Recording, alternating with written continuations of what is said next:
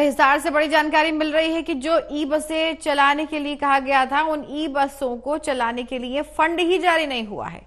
22 मई उनकी जो समय सीमा थी वो बताई जा रही थी कि बसें चलाने की समय सीमा 22 मई थी। 5 बड़े काम अभी भी रहते हैं, अभी भी बाकी हैं। ई बसों की चार्जिंग के लिए अस्थायी ट्रांसफार्मर्स नहीं लगे हैं, उनकी वजह से चार्जिंग नहीं हो पा रही। चार्जिंग पॉइंट भी बनाए नहीं गए हैं। जब चार्जिंग पॉइंट ही नहीं बने हैं तो चार्जिंग कहां से होगी, ये सोचने वाली बात है। कैसे बसें चलेंगी? स्टाफ और कंडक्टर्स की जो ड्यूटियां हैं वो निर्धारित ही नहीं हुई है। तो तमाम काम हैं जो अभी पेंडिंग है और ये कहा जा रहा था कि बहुत जल्द जो है वो ई बसें चलेंगी।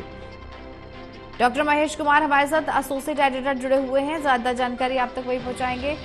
महेश जी, ई बसें चलाने के लिए बातें तो बहुत हो रही थी लेकिन फंड ही जारी नहीं हुआ, ऐसा क्यों हो रहा है? क्यों देरी हो रही है? क्या लग रहा है, क्या बताया जा रहा है?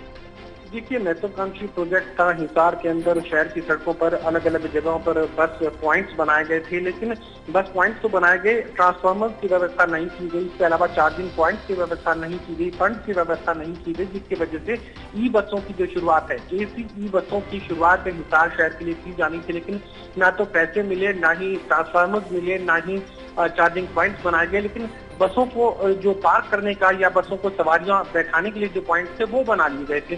फिलहाल तो तैयारियों के नाम पर बस में सवारियों बैठाने के लिए जो पॉइंट्स है वो तैयार कर लिए गए हैं। बाकी जो तमाम इंतजाम पूरे किए जाने थे वो नहीं किए जा सके हैं। पहली जो डेडलाइन रखी गई थी वो जनवरी 2024 में रखी गई थी, उसके बाद दूसरी डेडलाइन और अब तीसरी डेडलाइन जो रखी गई है वो 22 मई की तारीख रखी गई है। लेकिन इस तारीख तक भी ना तो बसों की व्यवस्था हो पाई है, ना ही चार्जिंग स्टेशन की व्यवस्था हो पाई है, ना ही कर्मचारियों की व्यवस्था हो पाई है। तो ऐसे में अभी ये लग रहा है कि अभी कई महीनों का वक्त और इस पूरे कामकाज को लेकर लग सकता है। और जो तमाम यहाँ पर कोशिशें की जा रही थी ई बसों को हिसार शहर की सड़कों पर उतारने को लेकर, फिलहाल तक ये कोशिशें अधर में लटकती नजर आ रही। जी, यानी चुनावी माहौल अभी चल रहा है, उससे पहले ये बातें कही गई थी, चुनाव को देखते हुए ये बातें कही गई थी, ये समझा जाए?